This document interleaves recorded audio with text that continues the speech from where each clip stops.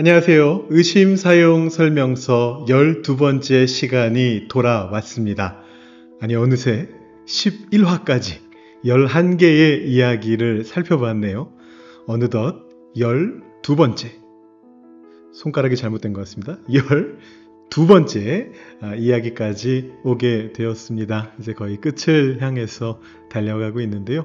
여러분들 계속해서 이 의심 사용 설명서를 통해서 하나님을 우리가 어떻게 더 깊게 체험할 수 있는지, 우리의 의심을 활용할 수 있는 방법에 대해서 함께 생각해 볼 수 있으면 좋겠습니다. 여러분 혹시 이솝 우화에 나오는 이야기 중에 여우와 신포도라는 이야기를 알고 계신가요? 어떤 과수원에 포도가 있었습니다. 근데 그 포도 줄기가 과수원 바깥으로 이렇게 뻗어나와 있었죠. 어떤 배고픈 여우가 이 포도원 주변을 지나가다가 그 포도를 발견했습니다. 그래서 조그마한 자기 몸만 겨우 통과할 수 있는 굴을 발견하고 그 속으로 들어간 것은 또 다른 이솝 우화의 이야기고요. 여기에서는 바로 위로 점프해서 저 포도를 내가 조금만 노력하면 먹을 수 있을 거야 하면서 열심히 점프하는 냥냥이 펀치를 통해 그것을 한번 먹어보려고 애쓰는 그런 장면이 나옵니다. 결국 실패했죠.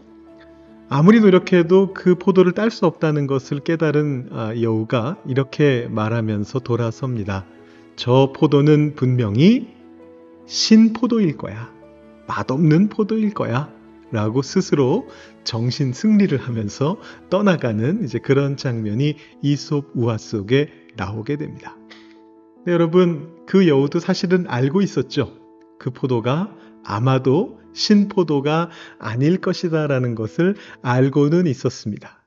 그런데 자신이 그것을 포기하고 돌아서는 것을 스스로 합리화하려다 보니까 저 포도는 분명히 맛없는 포도일 거야, 신포도일 거야 라고 말하면서 돌아서는 모습을 보여줬던 것이죠. 여러분, 우리도 그럴 때가 있지 않던가요? 어떤 것을 놓고 고민하면서 분명히 이것도 중요하고 이것도 중요한데 그 두 가지 중요한 가치를 동시에 추구할 수 있는 역량이 우리한테 없어서 어떤 때는 그것이 우리의 능력 부족일 수도 있고요. 어떤 때는 그것이 우리의 죄성 때문일 수도 있고요. 어떤 때는 그것이 심지어 우리 인간 자체의 어떤 연약함, 부족함 때문일 수도 있는데 아무튼 그 두 가지를 놓고 둘 다 가질 수 없어서 하나를 눈물을 머금고 포기해야 했던 그런 때가 있지는 않으신가요? 너무나 우리가 자주 경험하게 되는 일입니다. 예를 들면 이런 경우를 생각해 볼 수 있습니다. 우리 어린아이를 키우시는 부모님들이라면 아마 이런 경험들이 있으실 것 같아요. 아기가 너무나 잘 자라고 있는데, 아이가 너무 예쁘게 크고 있는데 이 아이와 더 많은 시간을 보내주고 싶어요. 그런데 그 아이를 먹여 살리기 위해서는 일하러 가야 되는 겁니다.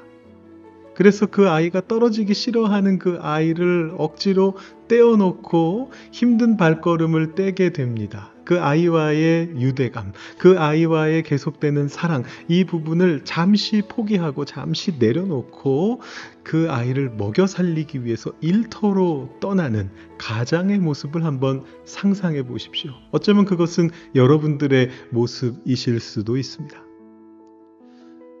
가족을 먹여 살려야 된다는 가장의 책임감, 어린아이와 유대감을 가지고 그 아이를 계속해서 사랑해주고 싶은 그 마음, 두 가지가 충돌하게 되는데 이 둘 다 너무나 중요한 거지 않습니까?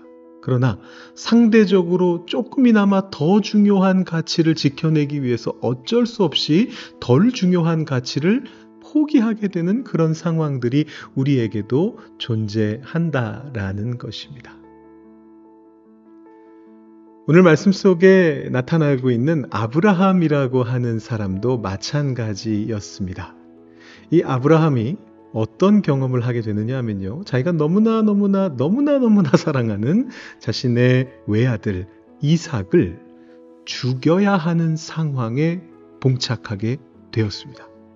자, 여러분 너무나 잘 아시는 대로 아브라함은 자신의 아들을 100세 되던 해에 얻었습니다. 정말 다시는 구할 수 없는 그런 아들입니다. 이 하나밖에 없는 아들을 참 열심히 잘 키워왔습니다. 그런데 어느 날 갑자기 하나님께서 이런 명령을 내리시는 거예요. 내 아들 이삭을 나에게 바쳐라. 근데 나에게 바쳐라라는 말씀이 그냥 뭐 서원을 하라거나 한나가 사무엘을 드린 것처럼 그렇게 뭐 성전에 바치라거나 그런 개념이 아닙니다. 번제로 바쳐라, 제물로 바쳐라라는 그런 명령을 하나님께서 내리셨습니다. 충격적이죠. 여러분, 이것은 보통 문제가 아닙니다. 물론 기본적으로 우리가 생각할 수 있는 것은 자신의 아들을 자기 손으로 죽여야 된다는 아주 슬픈 일인 것은 맞습니다. 그런데 그거보다 더 큰 차원들이 그 속에 숨어 있습니다. 어떤 것이냐?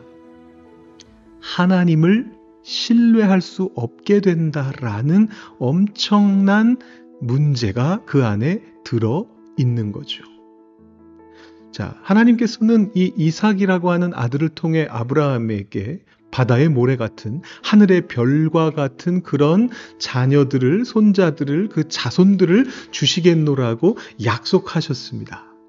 자, 그런데 이 이삭이 하나님의 명령에 의해서, 아브라함의 손에 의해서 죽게 된다면 하나님의 그 약속은 어떻게 되는 겁니까? 하나님을 신뢰할 수 없게 되는 거죠. 하나님의 약속이 틀려져 버리잖아요. 뿐만이 아닙니다.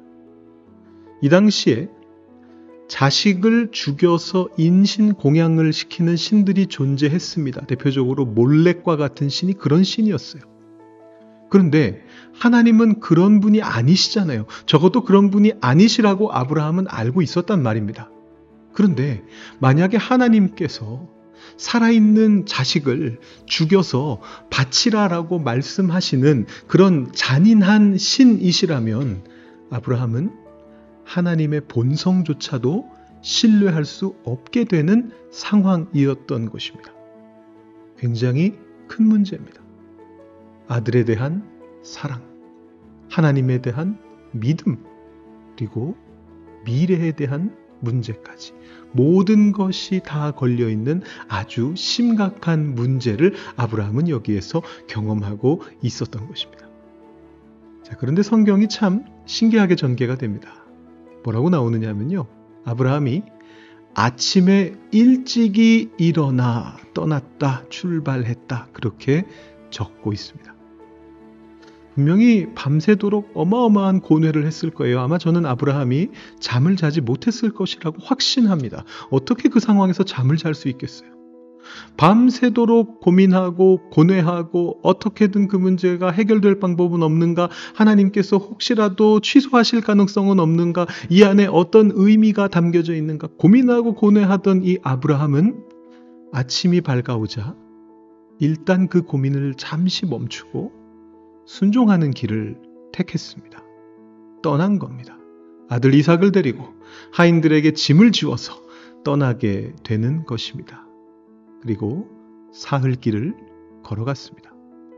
그 사흘길 동안 어떤 일이 있었는지 성경에는 기록되어 있지 않습니다만 아마 굉장히 우울하고 침울한 그런 여행이 아니었을까 생각해 볼 수가 있습니다.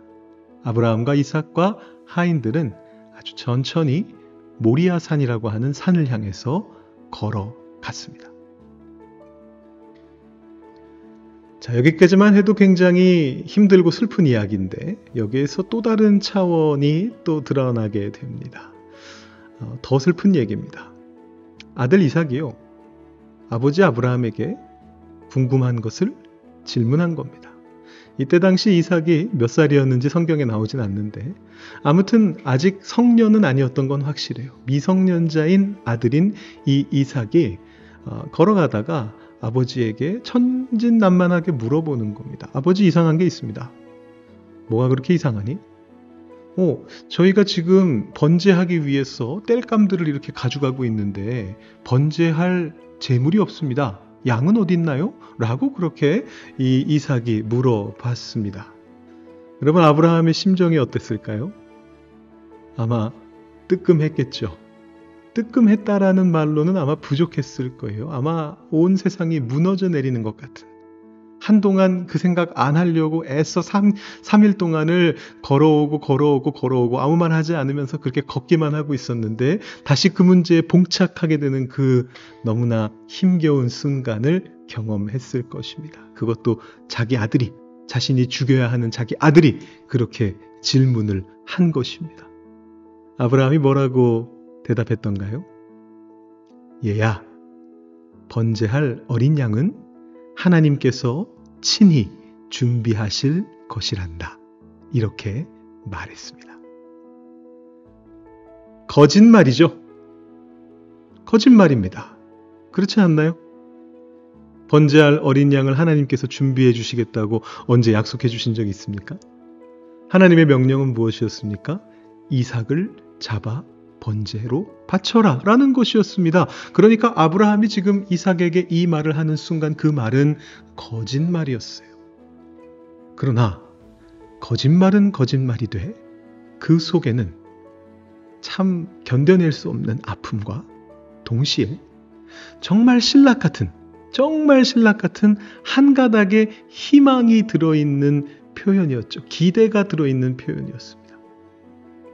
하나님께서 내 아들 이삭을 죽여서 번제로 바치라 말씀하셨지만 하나님은 그런 분이 아니시잖아. 이 사건에는 뭔가 이유가 있을 거잖아. 하나님께서 분명히 어떤 일을 해주실 거잖아. 나를 위해서, 이삭을 위해서 하나님께서 분명 무엇인가를 해주실 거야. 그게 뭔지 나는 지금 알 수 없지만, 그래서 나는 지금은 어쩔 수 없이 하나님의 명령에 순종해서 이 이삭을 데리고 이 산으로 올라가고 있지만, 그러나 어쩌면 하나님께서 무언가 해결책을 준비하고 계실지도 모르잖아. 라는 신락 같은 기대를 담아서 했던 거짓말이었습니다. 그런 기대가 있다 할지라도 거짓말인 건 분명하죠. 자, 어떤 일이 벌어졌습니까? 여러분 너무나 잘 아시는 이야기죠. 아브라함이 산 정상에 올라가서 이삭을 포박하고 제단 위에 묶어 놓았습니다. 그리고 나서 칼을 들어서 그 이삭의 목을 찌르려고 하는 바로 그 순간에 하늘로부터 목소리가 들려옵니다. 아브라함아, 아브라함아, 이제 됐다. 내가 나를 믿고 순종한다는 것을 내가 알게 되었다. 라고 하나님께서 아브라함을 칭찬해 주십니다. 그때 양의 울음소리가 들려오죠. 수풀에 보니까 어떤 수량 한 마리가 뿔이 나뭇가지에 엉켜서 움직이지 못한 채로 울고 있었습니다. 그래서 아브라함이 그 수량을 대신 가져다가 하나님 앞에 번제를 드리면서 이 이야기는 해피엔딩으로 끝나게 됩니다. 아픔 속에서 외쳤던 거짓말, 비록 그 안에 신락 같은 희망과 기대를 담아서 한 말이긴 하지만 분명히 사실과는 거리가 멀었던 거짓말이었던 이 아브라함의 말을 하나님께서 진정한 진리로, 진실로 만들어 주신 사건입니다. 여러분, 우리도 이런 경험들을 하게 될 때가 있습니다. 물론 아브라함만큼 이렇게 큰 사건이 일어날 때는 별로 많지는 않을 거예요. 사랑하는 아들의 목숨과 하나님을 향한 신뢰라고 하는 참 둘 모두 너무너무나 중요한, 포기하기 힘든 그런 대단히 중요한 가치가 부딪혀서 그 중에 하나를 어거지로 포기하게 되는 그런 상황이 우리 인생 속에 자주 일어나지는 않습니다. 그럼에도 불구하고 가끔씩은 그와 비슷한 일들이 벌어지게 됩니다. 어떤 때는 아까 말씀드린 예화에서처럼 간단한 사건일 수도 있어요. 우리 아이와 더 놀아주고 싶은데 더 놀아주지 못하고 일터로 나가야 되는 그런 것일 수도 있어요. 때로는 그보다 조금 더 큰 문제일 수도 있습니다. 내가 안정적인 직장을 다니고 있었는데 포기하기 힘든 그 비전을 내려놓고 하나님이 보여주시는 소명을 향해 다른 길을 가야 되는 그런 상황이 생겨나서 이걸 어떻게 해야 되죠 하나님 하면서 그 중에 하나를 힘들게 포기해야 되는 그런 상황도 있을 수 있습니다. 또 다른 여러 가지 상황들 속에서 우리는 정말 계속해서 이것이냐 둘 다 중요해 보이는데 어느 것이 더 중요한 가치인가를 계속 저울질하면서 인간의 연약함 때문에, 부족함 때문에 하나를 계속해서 포기하고 내려놓고 나아가야 할 때가 너무나 많이 있습니다. 여러분, 그럴 때에 우리의 능력으로는 그것을 해결할 수가 없습니다. 우리는 어쩔 수 없이 한 가지를 포기해야 됩니다. 우리 인간은 그 모든 것들을 다 추구할 수 없기 때문이죠. 그것이 인간의 한계입니다. 그러나 하나님께서는 그 두 가지를 모두 이룰 수 있게 하시는 분이십니다. 오늘 이 경험을 한 아브라함은 하나님께 이렇게 고백합니다. 여호와 이레, 준비시키시는 하나님. 우리가 미처 준비하지 못한 모든 부분까지 다 챙겨주시는 하나님이라는 그 고백을 하나님 앞에 올려드리게 됩니다. 여러분 혹시 무언가 중요한 것을 포기하고 있는 그런 순간 속에 계신가요? 여러분 인생을 살아가면서 분명히 둘 다 중요함에도 셋 다 중요함에도 인간의 연약함 때문에 그것을 추구하지 못하고 하나씩 놓고 한 가지만 어떻게든 얻으려고 발버둥치는 그런 삶을 살아가고 계신가요? 우리 인간의 상상 속에서는, 우리 인간의 능력 속에서는 그 모든 것들을 이룬다는 것은 불가능할 수 있습니다.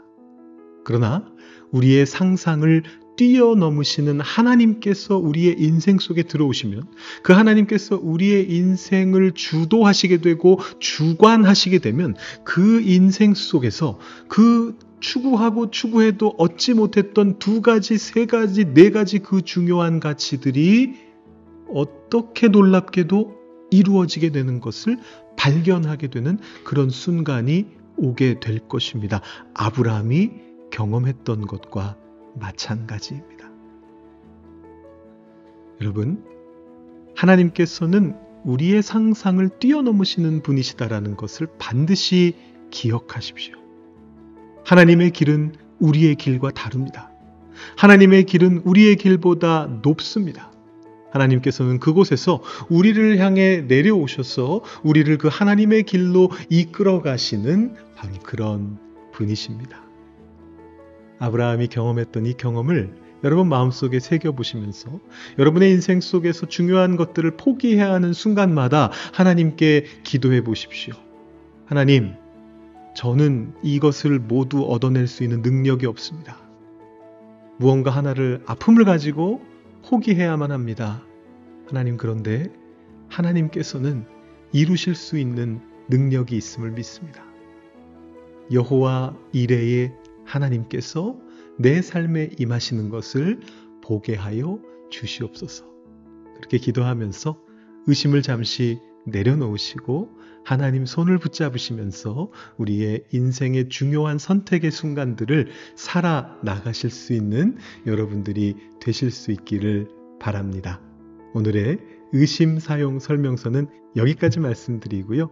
우리 잠시 후에 3시 15분에 올라오게 되는 13번째 이야기도 여러분 즐겁게 시청해 주시면 감사하겠습니다. 오늘 이 시간 마치도록 하겠습니다. 감사합니다.